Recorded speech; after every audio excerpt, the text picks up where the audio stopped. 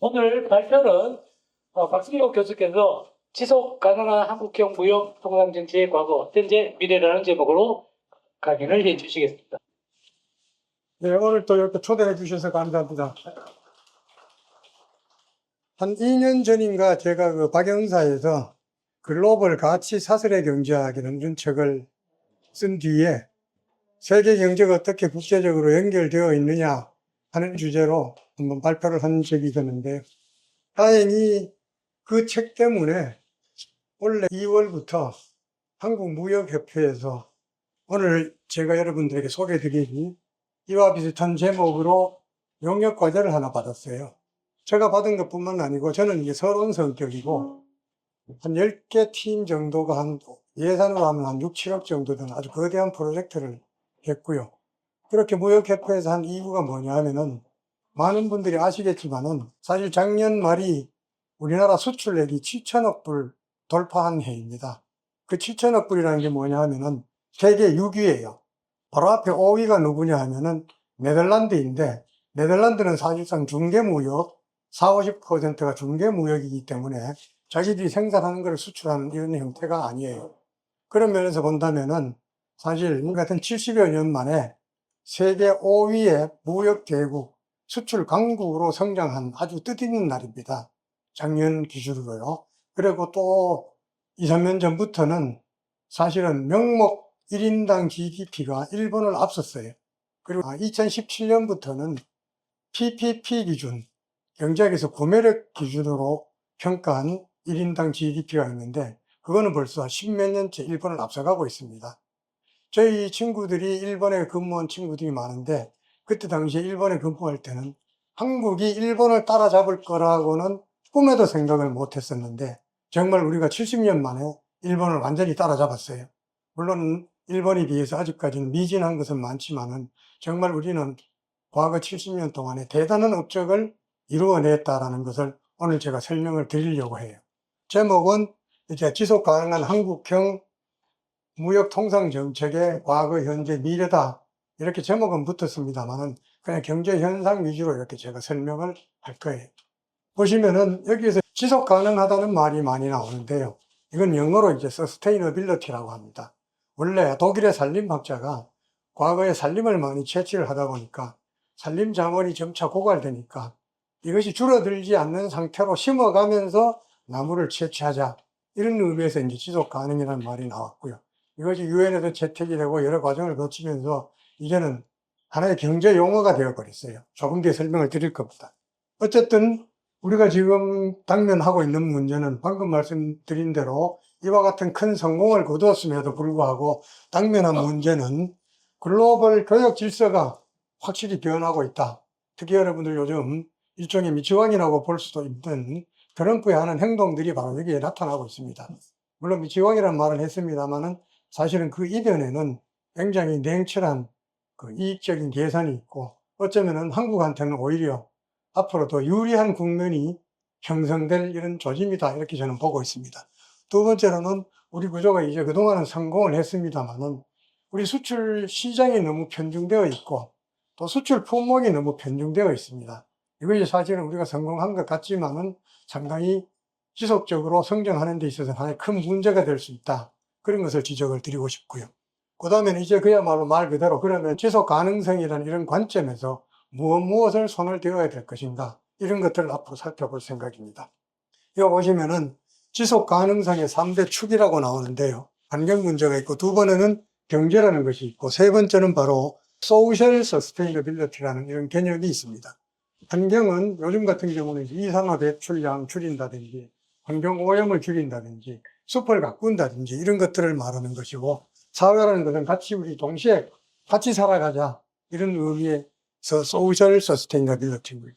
경제라고 하는 것은 이코노믹 서스테이너빌리티라고 하는 것은 말 그대로 경제 규모를 지속적으로 키워간다든지 그 과정에서 역시 수출도 지속적으로 늘려간다든지 이런 것들을 이코노믹 서스테이너빌리티라고 이렇게 얘기를 합니다.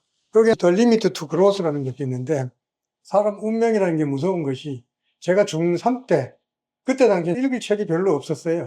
중학교 도서관에 가야 겨우 책이 있을 것이고 우리가 시중에서 책을 사서 읽어본다는 것은 감히 생각하지 못할 텐데, 우연히 제가 쓰레기통에서 이 책을 주었어요. 한국말로 번역된 책을. 그거를 보고 읽고, 그 다음 한 이틀 정도 잠을 못 잔 적이 있습니다. 여기 핵심 내용이 뭐냐 하면, 우리가 원유를 이렇게 쓰다 보면 고갈이 되어서 우리 인류의 미래가 비극이다 하는 이런 것이 주제였어요.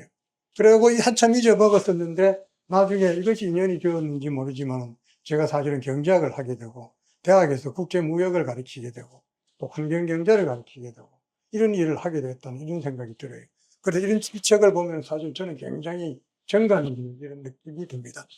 그런데 이러한 서스테이너빌리티의 개념이 국제무역에서는 사회 이런 문제를 그렇게 고려할 필요가 없기 때문에 경제 문제, 환경 문제, 그 다음에는 안정성 문제, 특히 우리나라 같은 경우는 자원이 없으니까 해외에서 많은 원자재들 조달해 쓰잖아요.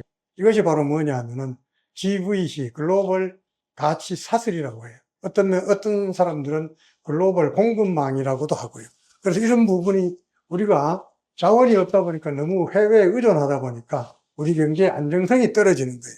그런 면에서 레질런스, 충격이 와도 회복력을 빨리 하게 되는 이런 것을 추구를 해야 되게 됩니다. 그래서 바로 조금 전에 말씀드렸던 우리의 무역 이런 것을 볼 때는 바로 경제, 환경, 안정성 이런 세 가지 측면을 바라봐야겠다. 그리고 이 기준에 따라서 우리의 과거, 현재, 그리고 앞으로 필요한 것이 무엇이냐 이런 것들을 한번 살펴볼 생각이에요. 여기 보시면은 모두에 말씀드렸듯이 우리가 7천억 불을 작년 말로 달성을 했다. 중국, 미국, 독일, 네덜란드, 일본, 한국인데 지금 실적으로는 올해는 일본을 앞서게 돼요. 그렇게 되면 실질적으로 4위가 되나요? 4위가 된다고 이렇게 볼 수가 있어요. 네덜란드는 중개무역이 있고, 물론 여기에 대만이 있기는 있는데, 대만은 아직까지 국제 통계에서 잘 나오지 않기 때문에, 대만이 최근 조금 우리보다 앞서가고 있어요. 그런 면에 7천억 달러를 달성을 했고, 여기 보면은 미국, 독일, 중국, 일본, 각 나라들이 7천억을 달성한 그 연도를 보여주고 있어요. 일본 같은 경우는 2007년도에 달성을 했잖아요. 우리보다 몇 년 전이죠? 거의 19년, 20년 전에 달성을 했었는데, 일본은 계속 지지부진하다가 이제 한국에 추월하게 됐어요. 이거 보시게 되면은 60년 대비 우리나라 수출액은 2만 1000배 증가했어요. 예. 지구상에서 수출액을 이렇게 단기간 내에 이렇게 증가시킨 나라가 없습니다. 60년대 2만 1000, 70년대 대비 800배. 중국은 최근 70년 대비 한 1500배 정도 증가하고 있어요. 이런 실적은 무역뿐만 아니고 경제 성장에 있어서도 또 나중에 말씀드릴 우리가 산림 녹화한 데 있어서도 세계에서 유례를 찾을 수가 없어요. 여기 보시게 되면 10억 불 달성했다고 전국이 난리가 났었죠. 우리나라가 10억 불 달성했을 때. 그때 용기를 얻고 우리 10년 만에 100억 달러 달성하자 이렇게 했는데 또 단기간에 또 달성을 하게 돼요. 그렇게 해서 달성할 때마다 전국적으로 축제가 벌어질 정도로 지금 생각하면 굉장히 유치한 것이지만은 그때 당시 정말로 굶주리는 이런 나라에서 10억, 100억 달성했다는 것은 정말 대단한 일이었다고 이렇게 볼 수 있어요. 간단하게 뒤에 설명드릴 요약을 하나 해드리는데 60년대부터 검은 실선은 수출액을 나타내고요. 점선은 수입액을 나타냅니다.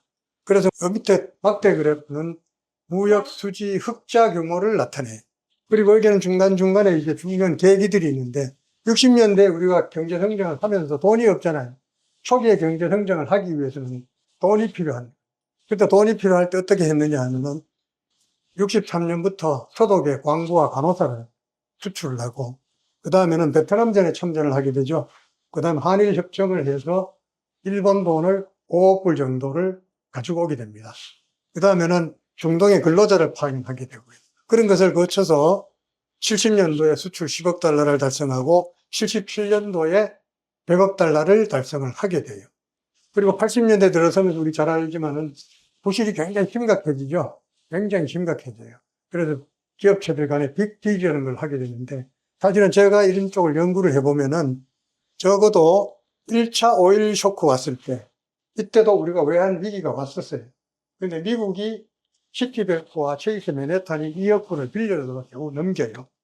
그 다음 우리 잘 아는 이때는 바로 전두환 대통령 당시인데 갑자기 일본한테 우리가 공산주의로부터 너희들을 지켜줬으니까 돈 100억 달러 내놓으라 이런 걸 하게 돼요.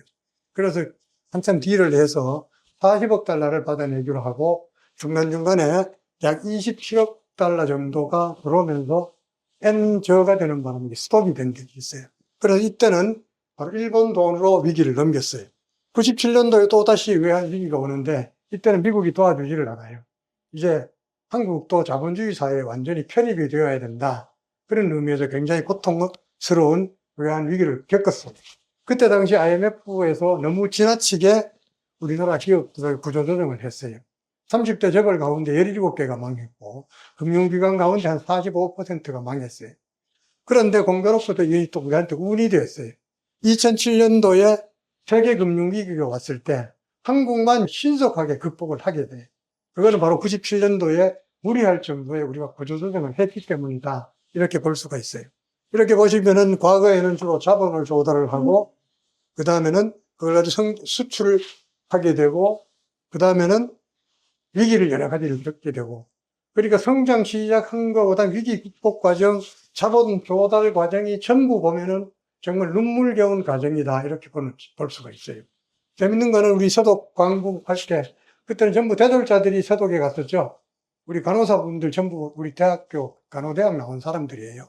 그때 당시에 이제 간호사들 광부들이 얼마나 열심히 일을 했느냐 하면은 간호사들은 워낙 열심히 일을 하니까 한국에서 온 에인젤, 한국에서 온 천사들이다 이런 얘기를 했고 광부들 같은 경우도 굉장히 열심히 일을 해요. 광부들은 1000m 지하에 들어가야 되는데 인식표를 차고 들어가야 되잖아요. 1000m에서 죽으면은 시신도 못 찾을 거다. 그런 의미에서 인사가 뭐였느냐 하면은 살아서 돌아오자. 그리고 인식표는 들어가면서 바깥에 걸어놓고 갔어요. 어차피 시신은 못 찾을 거니까 자기 인식표로라도 고국으로 가라. 라는 그런 의미예요. 그 다음 베트남 전쟁 우리나라 젊은이들이 5,300명이 죽었죠. 네, 군인들만 가는 게 아니에요. 기술자들이 갔고요. 그 다음 현대건설, 대림건설이 가서 거기에서 미국으로부터 항만 만들고 도로 까는 것들을 다 배워왔어요. 공병 기술을 다 배워왔어요. 그리고 이때 배운 현대 대림이 나중에 중동에 진출을 하게 되고 여기서 배운 공병부대들이 고속도로 건설하는 데 투입이 돼요. 중동 건설 현장에 파견이 돼요. 그래서 이 베트남 참전이라는 것은 그때 당시에 우리한테 그야말로 획기적인 그 자금문을 만들어준 돈이에요. 그리고 우리가 참전하는 대가로 브라운 백서라는 것을 미국과 체결을 하게 되는데 그것을 통해서 우리의 안보 환경이 완전히 바뀌어요. 그때 M16 공장을 처음으로 한국에 건설하게 돼요. 그런 것을 거치게 돼요. 그래서 그다음 한일 협정이 오는 건 이건 약간 미국의 압력도 있었는 것 같은데 어쨌든 우리 조상의 치욕의 역사를 팔아서 했어요. 우리는 돈을 과거의 경제 성장을 위한 자금을 어떻게 조달을 했느냐 하면은 36년간 우리 조상의 치욕의 역사를 팔았어요. 그 다음에 파도 광부와 간호사들의 신절과 땀을 팔았어요. 그 다음에 우리 젊은이들의 피를 팔았어요. 우리 근로자들의 땀을 팔았어요. 이렇게 해서 만든 돈으로 우리가 경제 성장을 하게 되고 10억, 100억, 그래서 드디어 2025년에 7천억 달러를 달성을 하게 돼요. 이 중간중간에 외환 위기도 있었습니다만 저는 결정적으로 우리 경제 성장을 오늘 이렇게 해준 것은 미국의 덕이는 굉장히 컸다고 봐요. 아까 여기서 1차 외환 위기 왔을 때 미국이 2억 불 도와줬다 이랬었고요. 그 다음에 78년, 80년 이때에도 미국이 나름대로 좀 저거를 해줬었고요. 더 과거로 가면 50년대에 미국이 6.25 전쟁 때 한반도에서 쓴 돈이 그때 당시 한국 예산의 몇 배 정도 될까요? 6.25 때 미국이 우리나라에 쓴 돈이 그때 당시 한국 예산의 300년치. 세계 어느 나라가 300년치 돈을 특정한 나라에, 물론 그게 한국만을 위한 것이 아니고 그때는 이념 투쟁이라는 것도 있었지만은 그렇게 했어요. 근데 보다 최근에 결정적인 도움은 바로 플라자 합의. 플라자 합의. 이때 당시 일본이 미국에 많이 수출을 하니까 이때 당시 일본의 외환 보유고가 한 270억 달러 정도밖에 안 됐어요. 요즘 비교하면 얼마 되지 않은 돈이에요. 근데 아마 제 생각에는 일본한테 미국이 2차 대전 때 아주 혼이 난 것 같아요. 인구 규모도 강국이 될 소지가 충분하고 일찍 주저앉힌 거죠. 그리고 한국은 이때 당시에 굉장히 어려웠잖아요. 그죠? 근데 프라자 합의가 84년에 하면서 일본의 환율을 3분의 1로 떨어뜨려요. 우리나라 환율이 지금 1,500원이라면은 700원 수준까지 10년 만에 떨어뜨려버려요. 그리고 일본이 미국에 수출하던 게 올 스톱이 돼요. 그 반사 이익을 누가 보느냐 하면은 바로 한국이다. 과거에 저는 80년대 제대를 해서 복학을 하니까 그때 당시 데모가 엄청났었는데 그때 데모하는 주 요인 중에 하나가 외채 망국론이었어요. 우리가 외채를 빌려서 경제 성장을 해서 겉으로는 좋은 것 같은데 어차피 주변부다.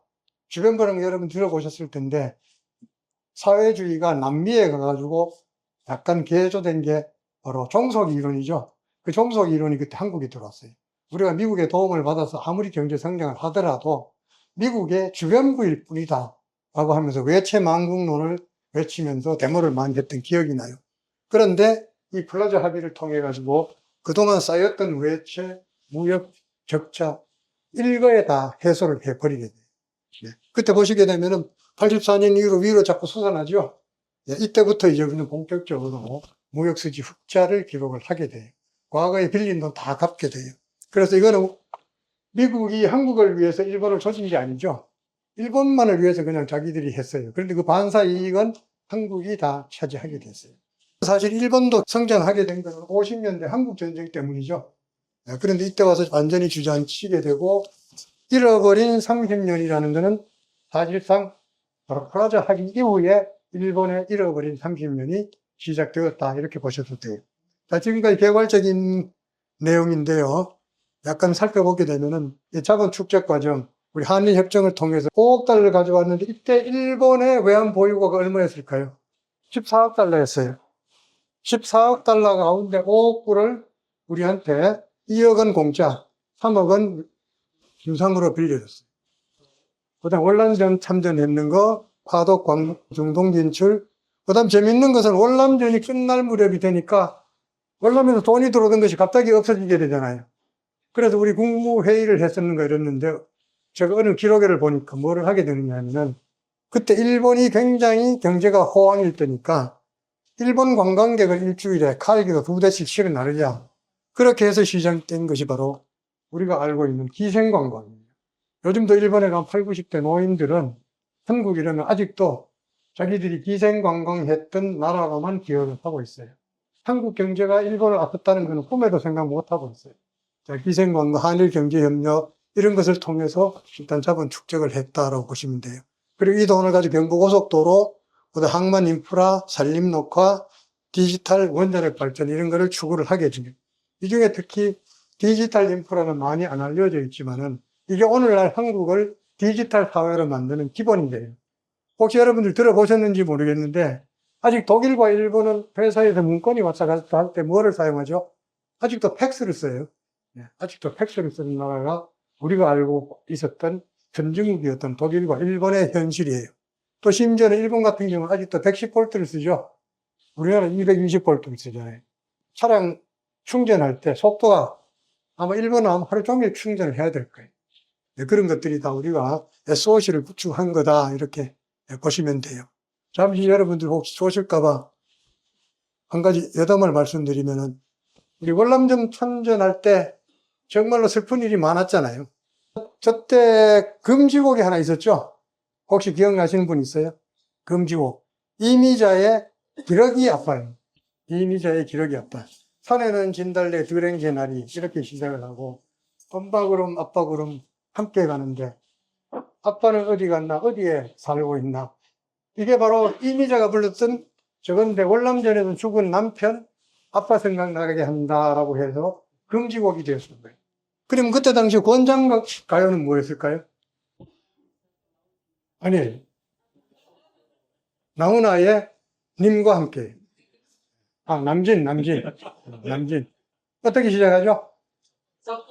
저 푸른 초원이라잖아요. 이렇게 시작해요. 그런데 이것이 권장가요가 되면서 대학가에서는 갑자기 가사가 바뀌어버렸어요. 어떻게 바뀌었을까요? 저 푸른 초원이라는 그 다음에 하나 들어가야죠? 예, 알고 계시네. 한번 해볼까요? 자, 저 푸른 초원 위에 아이, 장단을 맞추자. 제가 한 10여 년 전에 군인들 상대로 하니까 군인들은 노래를 꺼내자마자 그냥 해병대 박수를 치는데 제가 한 5, 60명 상대로 강의를 했는데 이 강단이 떠나갈 것 같으니까 저를 강사로 초청한 사람하고 그 그 사무실 관리하는 사람이 막 앞뒤 문으로 들어갔더라고요. 보니까 군인들이 막 수십 명이 박수를 치면서 들어가려고 자빠졌는데 제가 지금까지 강의한 것 가운데 가장 감격적인 강의였다고 볼 수가 있어요. 또 그다음에 우리 중동 진출했을 땐 또 노래가 뭐가 있었나요? 타국에 계신 앞밖에라고 있었죠. 탬버린 노래 부른 현숙이라고 그 사람이 불러가지고 히트를 쳤는 게 중동에 진출해 있는 사람들은 그 노래를 하루에 수십 번씩 들었던 거예요. 중동에는 건설 노동자들이 듣고 한국에서 듣고 이러니까 그 히트작이 됐는데 굉장히 유명한 사람이 되었어요. 어쨌든 이런 과정을 거쳤고요. 또 재밌는 거 하나, 이거는 지금 보통 책에도 잘 안 알려져 있어요.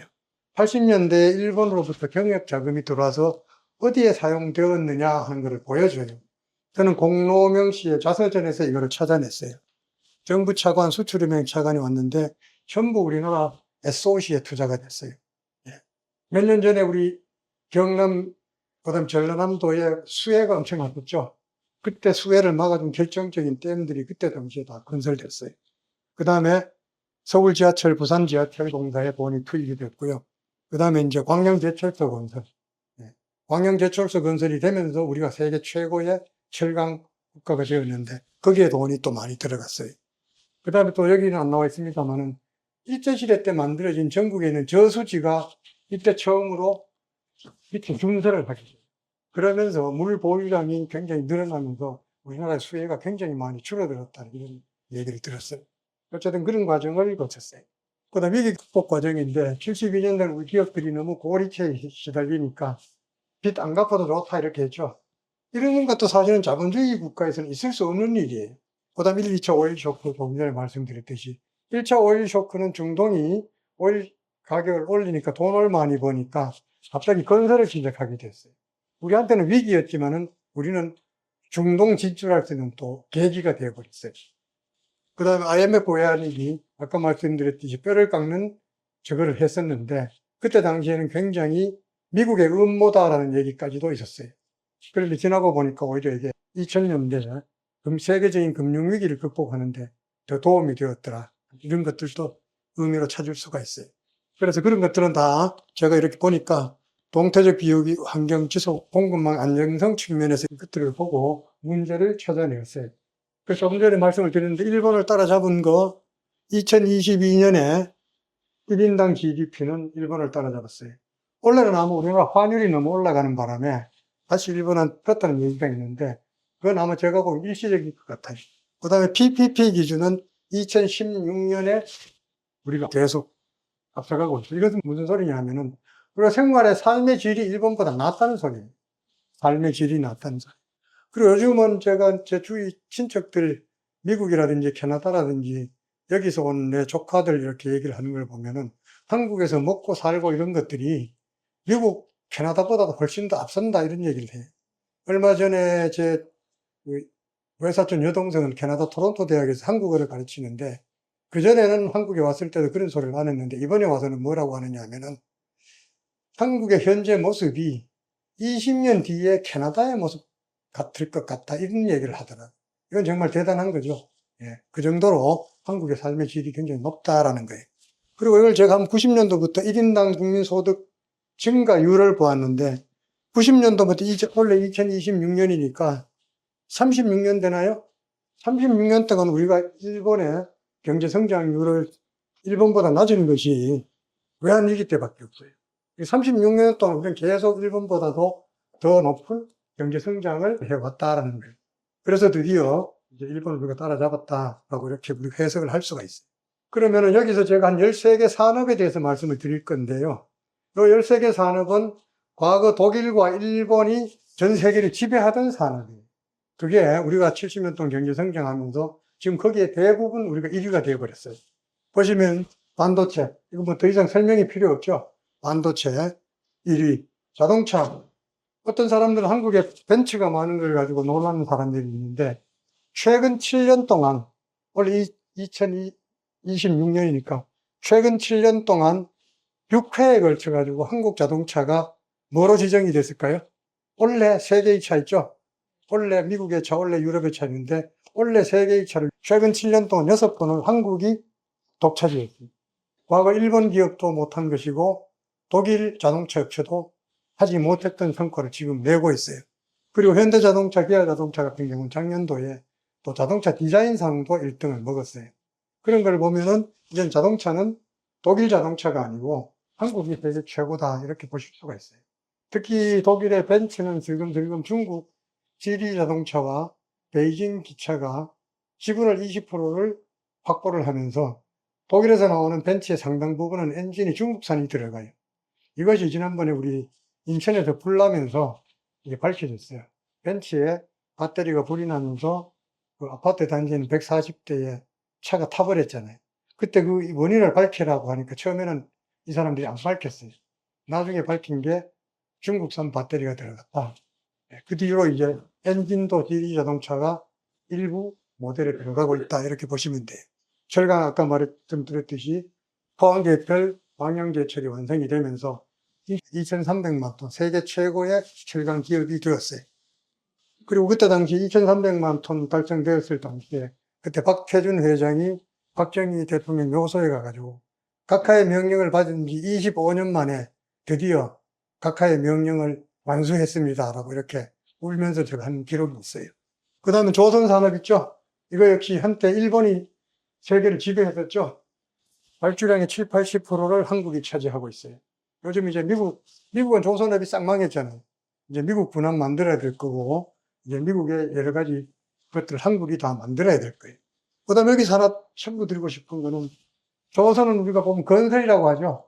거기 건설을 하는 노동자들은 보면 전부 외국인들이 많아요. 근데 한국 조선업이 결정적인 강점이 뭐냐면 선박 엔진이에요. 대형 선박 엔진은 우리가 만드는 게 70%가 중국에 수출이 돼요. 중국이 요즘 큰 배를 많이 만든다고 해도 대형 선박일 경우는 한국에 선박 엔진이 들어가지 않으면은 그 사람들은 배를 띄울 수가 없어요. 다만 이제 약간 염려되는 거는 군사용 군함에는 속도가 엔진이 빨라야 되기 때문에 한국이 아직 못 만들어요. 아마 못 만드는 것이 아니라 미국 지 것이 많이 들어가요. 그래서 내가 보기에는 우리나라 조선 기업한테는 빨리 군사용 엔진을 만들 수 있게 어쩌면 정부가 많은 도움을 줘야 되지 않을까 이런 생각을 가지고 있어요. 방산, 아까 말씀드렸듯이 월남전 참전 대가로 K-16 공장이 만들어졌는데 그 뒤에 미국에서는 미사일 기술 절대 안 줬어요. 비행기 기술 절대 안 줬어요. 근데 지금 방산 수출 우리가 K2 같은 경우는 전 세계 시장의 70%를 차지하고 있거든요. 이 기술은 다 어디서 왔을까요? 노태우 대통령 때 그때 당시 우리나라 외환 보유고 약 20%에 해당되는 50억 달러를 북한을 통제하기 위해서 소련에다가 지원을 해주게 돼요. 근데 그러고 난 뒤에 소련이 망해버렸어요. 근데 다행히 그 뒤에 이어받은 러시아가 우리가 너들 빚은 갚겠다 이렇게 약속을 해줬어요. 그리고 좀 지나니까 돈이 없으니까 우리 돈 없다 그 대신에 무기로 갚겠다. 그렇게 해서 탱크와 수륙 양용차 이런 것들이 들어오고 미사일 같은 것들이 들어오게 돼요. 한국 사람들 굉장히 눈썰미 좋죠. 이런 거 배우면은 밤을 새워서라도 반드시 모든 걸 다 끄집어내요, 정부를. 그래서 소련에서 그 불공 사업이라고 하는데 거기서 이제 우주선 만드는 것까지도 전부 소련 기술이 다 들어왔어요. 많은 사람들이 우리 노태우 대통령을 물태우라고 하고 굉장히 욕을 많이 했었는데 지금 방산의 근거는 그때 인기 없었던 노태우 대통령의 아마 도움이 아닌가 저는 이런 생각이 들어요. 이것도 대통령이 잘했다기보다는 저는 운이라고 생각해요. 그래서 우리 여러분들 그 탱크가 지나갈 때 미사일이 날아오면은 자동 반응 장갑이라고 여기서 터져버리죠. 바깥에 터져서 오는 미사일을 깨뜨려 버리는 것이 있는데 이것도 소련 기술이에요. 그 다음에 이제 탱크가 물속을 가면서 원통령이 솟아나서 이렇게 한강 도하하는 거 그것도 소련 기술이에요. 상당수의 기술들이 소련에서 온 거다 이렇게 보시면 되고 이것이 이번에 여기 유럽으로 많이 수출이 됐고 또 미사일 같은 것도 그렇게 많이 됐어요. 아까 말씀드렸던 조선 가운데 뒤에 설명을 드릴게요. 잠수함 나오겠죠? 석유화학 뭐 잘 아실 거고 가전 잘 아실 거고 저 유학할 때만 하더라도 싸구려 상품 파는 미국의 월마트 안에 한국 상품은 유일하게 있는 것이 나이키 신발밖에 없었어요. 계산대 바깥에 대구에서 만든 그 비디오 플레이어라든지 이런 것이 있었어요. 한국 물건 누가 훔쳐가도 신경 안 쓸 정도로 정말로 보잘것없는 이런 물건들이었어요. 근데 이제 전 세계 가전을 우리가 다 잡고 있어요. 일본이 다 차지하고 있던 것을 어떻게 우리가 잡았느냐. 일본은 아날로그에 머물러 있을 때 우리가 바로 디지털로 가면서 따라잡게 된 거예요. 디스플레이 역시 마찬가지고요. 그다음 휴대폰 여러분 잘 아시다시피 뭐 세계 최고죠 지금. 그다음 원전 건설 마찬가지고요. 그다음 잠수함 이거는 이제 독일로부터 받았죠. 독일로부터 받았는데 독일이 잠수함 만드는 기술을 전 세계 13개 나라에 수출을 했어요. 근데 그 13개 나라 가운데 한국이 유일하게 자체 생산할 수 있게 되었고, 인도네시아 잠수함 사업에서는 독일 사업체하고 붙어가지고 우리가 이겼어요. 지금 우리가 캐나다 잠수함 사업에서 60조 사업 가지고 다 두고 있잖아요. 제가 보기 여건은 우리가 더 지금 우수해요. 3,000톤급 잠수함은 이미 우리가 만들어져 있고, 독일은 아직 만들지를 못했어요. 독일은 실물이 없어요. 제가 보기에 더욱 강력한 거는 아까 소련에서 배운 미사일 기술이 있다고 했는데, 소련에서 만든 미사일 가운데는 이름은 잊어먹었는데, 음속에 0.9, 초음속이 아닌 0.9짜리 미사일이 하나 있어요. 이건 잠수함에서 발사대를 거치를 해서 이렇게 쌓아 올리는 이런 미사일인데, 한국에서 그 미사일을 소형화를 시켰어요. 소형화를 시키면서 음속 2.9배로 만들었어요. 초음속 2.9배. 근데 그 미사일이 어디서 쓸 수 있느냐 하면은 바로 잠수함의 어뢰관에서 발사할 수 있게 만들었어요. 이번에 아마 캐나다 총리가 왔을 때는 하나 거기에서 잠수함을 보여주면서 야드에 그게 해성 미사일인데 언론에는 알리지는 않았지만 해성 미사일이 분명히 거기에 있었어요. 아마 내가 설명을 한 것 같아요. 그다음 우주산업 아까 말씀드린 대로 소련 기술 이것도 소련에서 모조품을 하나 기술을 가지고 오고 모조품을 하나 주기로 했는데 소련이 약간 붕괴된 이런 상태니까 신품을 모조품으로 한국에 준 거예요. 가짜 모조품을 만드는데 돈이 들잖아요. 근데 진품은 만들어 놓은 게 있단 말이에요. 그럼 그 기업이 자기들은 기술 유출 이런 데 신경을 안 쓰고 모조품이다 이러면서 한국에 준 것이 나중에 보니까 그 진품이 있었던 거예요. 그래서 그걸 뜯어서 뭐 했다는 그런 얘기도 있어요. 물론 맞는 사람들은 아니라고 하는데 우선 생긴 모양부터 우리 미사일 보면은 북한제하고 소련제하고 비슷하죠. 우리 여러분 보시면 미사일 모양이 비슷해요. 내가 보기에는 뿌리가 아마 비슷해서 그런 게 아닌가 이렇게 생각을 해요. 제가 여기 세계 산업을 봤는데 이 산업은 과거에 독일과 일본이 세계를 지배하던 산업이었는데 이제 우리가 제일 앞서가고 있다는 거예요. 그것이 조금 전에 말씀드렸던 우리가 일본을 따라잡고 수출액이 7천억 달러를 돌파한 그런 배경이 되었다 이렇게 보시면 돼요. 자, 그래서 여러분 잘 아시다시피 요즘 한국이 전 세계를 지배를 하고 있습니다. K-푸드가 지배를 하고 있고요. K-뷰티, 그 다음 뭐죠? K-코스튬이죠. 예. 그 다음에는 K-팝. 그 다음 저 위엔 또 뭔가요? 관광 이런 것도 있죠. 요즘 캐대헌 나오고 난 뒤에 지금 우리나라 웬만한 산을 가게 되면은 외국인 투성이에요. 외국인 투성이. 저는 여기다가 K 저거를 하나 더 부과를 하고 싶어요. 제가 북한산 영장봉에를 가니까 한 70%가 외국 젊은이들이에요.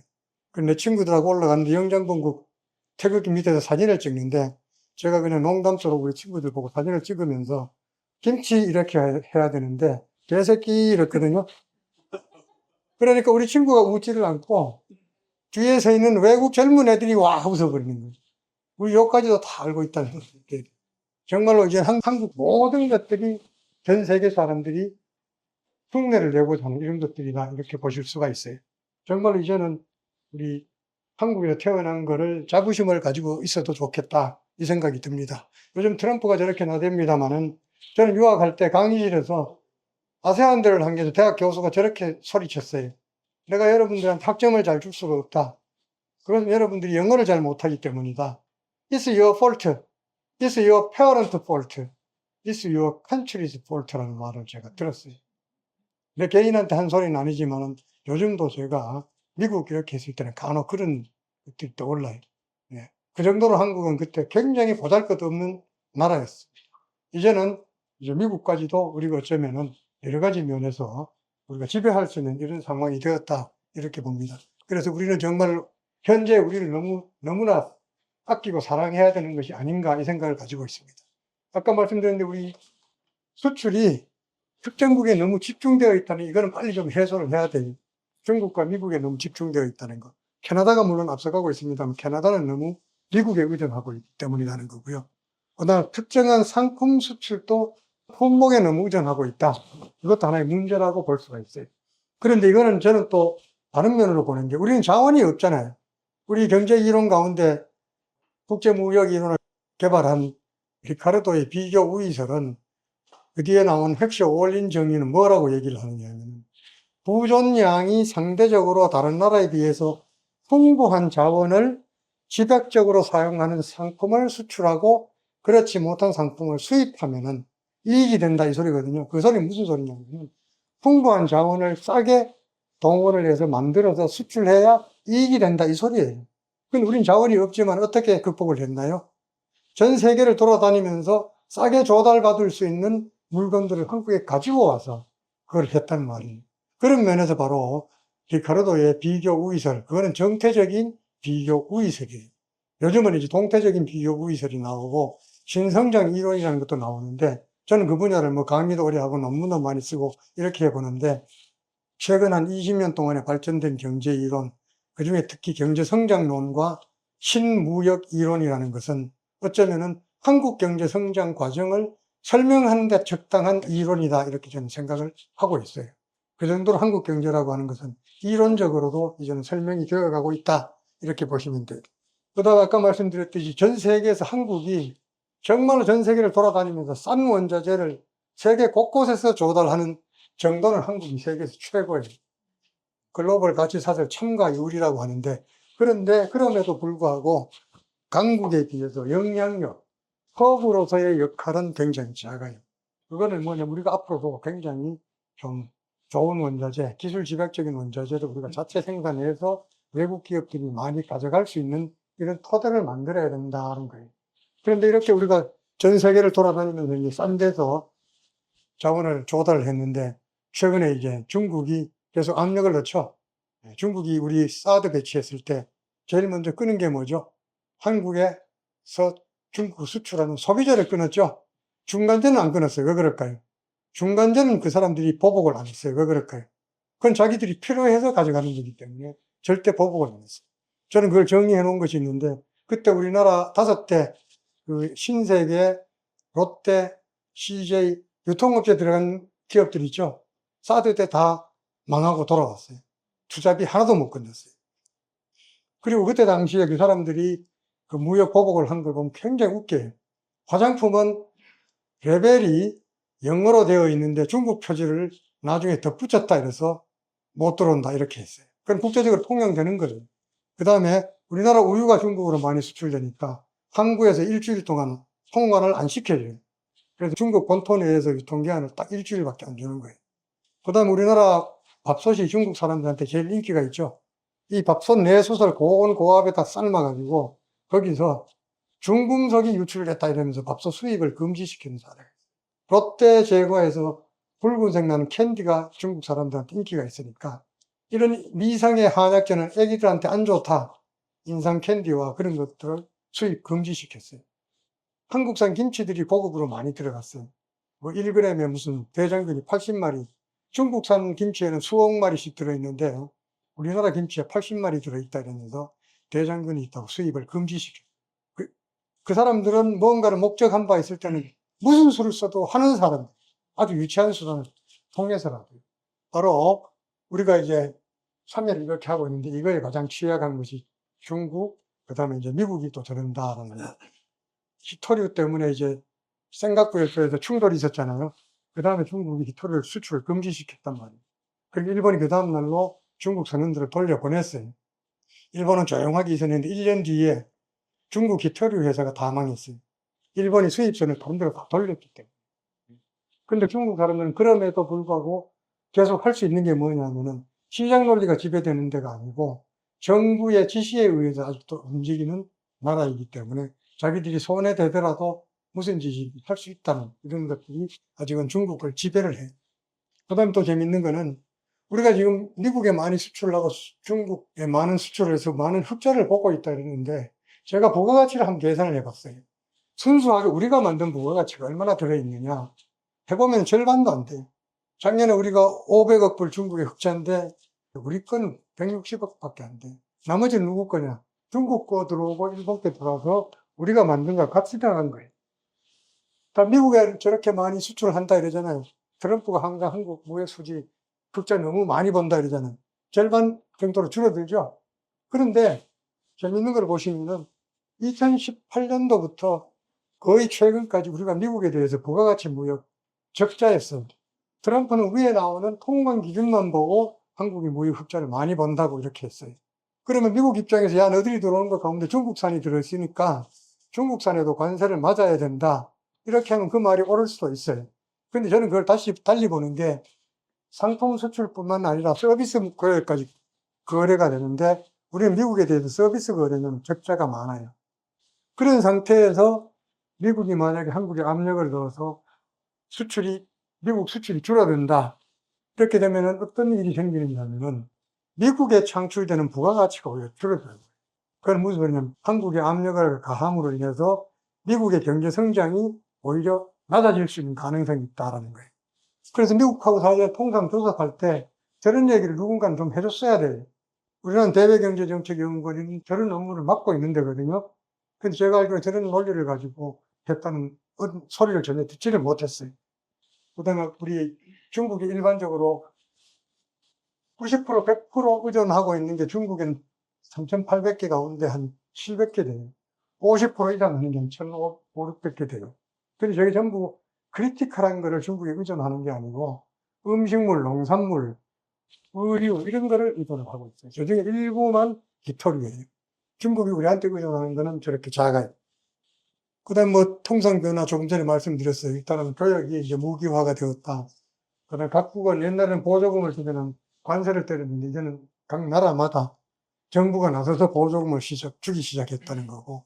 그 다음 통상 그동안에 환경규범이라는 것이 이제 특히 EU 같은 경우는 CBAM이라고 해서 이제는 환경기준을 지키지 않으면은 벌금을 많이 때리게 돼요.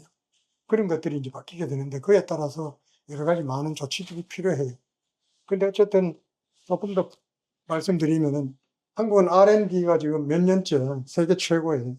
연구 인력 세계 최고예요. 근데 아직 우리나라는 노벨상 수상자가 하나도 없죠. 공학 분야에. 일본은 몇 명일까요? 일본은 27명이에요. 공학 분야만. 근데 우리나라는 R&D가 이렇게 높음에도 없는 것이 우리나라 R&D의 52%는 대기업이 담당을 하고 있어요. 5대 그룹이 한 52%. 우리나라 전체 R&D에. 그 중에 30%는 삼성이 맡고 있어요. 그러니까 정부에 의해서 기초연구가 부족하니까 노벨상 수상자가 못 나오는 거예요. 그 다음 이제 앞으로 굉장히 중요할 것으로 보는데요. 이것은 이제 1인당 전 세계 GDP가 어떻게 성장했느냐를 보여줘요. 중요한 기술 발전이 1700년대 처음으로 산업혁명이 일어나잖아요. 유럽이 AD 1년부터 소득이 2배 되는데 1850년 걸렸어요. 유럽 12개국이 AD 1년부터 국민소득이 2배 되는데 1850년 걸렸어요. 산업혁명이 일어나고서 비로소 성장을 하게 돼요. 세계 인구 통계 그래프를 넣으면은 이것과 정확하게 일치해요. 슬픈 일이지만 먹는 거에 의해 가지고 우리 인간의 인구수가 통제된다 이렇게 보면 돼요. 최근에 저렇게 증가하고 있는데 이제 적기술 전쟁에서 우리는 그동안 굉장히 이용만 해먹었는데 이제는 저기에서 소외되면은 더 이상 좀 뭐라 그럴까 굉장히 위태롭다 이렇게 보시면 돼요. 유럽은 1850년 걸린 거 한국과 일본 10년밖에 안 걸렸죠. 10년 걸리는 것은 72를 성장률로 나누면 돼요. 성장률이 7.2다 이러면 72를 7.2로 나누면 10이죠. 10년 만에 2배 된다 이렇게 이해를 하시면. 그 다음에는 녹색 환경이라 이런데 여기 EU의 CBAM이라고 하는데 앞으로 이것이 굉장히 중요할 것 같아요. 유럽에 수출하려면은 탄소 배출 증명이 있어야만 돼요. 증명이 있어야만 되는데 저는 이것이 오히려 난 한국에 더 유리할 걸로 봐요. 왜냐면 한국 사람들은 그동안 해온 것을 보면은 제약이 있으면 반드시 이걸 극복하더라고요. 그 예로 포터 가설이라는 것이 있어요. 경제학에서는 저런 제약이 있으면 제약 조건이 있어서 성장을 떨어뜨린다 이렇게 보는데요. 마이클 포터는 경영학자인데 뭐라고 하냐면은 포터 가설이라고 해요. 환경 기준을 강화를 시키면은 거기에 적응을 하게 되면은 어떻게 되느냐 하면은 다른 나라에 비해서 경쟁력이 뛰어나게 되고요. 그 다음에는 환경산업 자체가 육성이 돼요. 그럼 나중에 보면은 환경오염 상품은 수출을 다른 나라에 비해서 경쟁력 있게 수출을 하게 되고 새로운 환경산업을 또 수출할 수 있는 계기가 되더라. 제가 보기에는 아마 이런 제약이 있으면은 이 제약에는 내가 보기에 한국이 제일 빨리 적응을 할 것 같다라는 생각이 들어요. 그다음 공급망 안정성, 뭐 핵심 광물 뭐 여러 가지가 있습니다만은 이건 뭐 그냥 보라보라한 얘기라고 보시면 돼. 그래서 지금까지 제가 말씀드린 내용은 우리는 과거 한 70년 동안 제가 원래 칠순인데 이렇게 생각을 해보니까 우리 경제 성장하는 과정을 내가 몸으로 다 겪었던 것 같아요. 중고등학교 때 정말로 그거 없이 살 때 먹을 거 없어서 제 주위에는 이때쯤 되면은 쌀이 다 떨어져요. 논바닥에 있는 그풀 뜯어서 먹는 사람이 우리 동네의 대부분이었어요. 저희들은 뭐 나름대로 저것이 있어서 굶지는 않았습니다만은 그런 것들이 이렇게 보면은 제가 살아온 과정을 우리의 70년 경제 성장사가 담고 있다 이런 생각을 들고 또 경제학을 제가 하게 되고 또 그것과 관련된 경제 성장론이라든지 국제 무역 이론이라든지 환경 경제학이라든지 이런 것들을 배우고 난 뒤에 은퇴를 하고 보니까 정말 한국이라고 한다면 대단한 나라다. 정말 이거를 우리는 그동안 이렇게 키운 나라는 절대 방치하면 안 되겠다. 이런 생각을 항상 가지고 있습니다. 이런 문제에 대해서 앞으로 여기 오신 분들도 공감을 하시고 계속 우리나라 계속 발전할 수 있게 이렇게 같이 노력을 해 주셨으면 좋겠습니다. 감사합니다.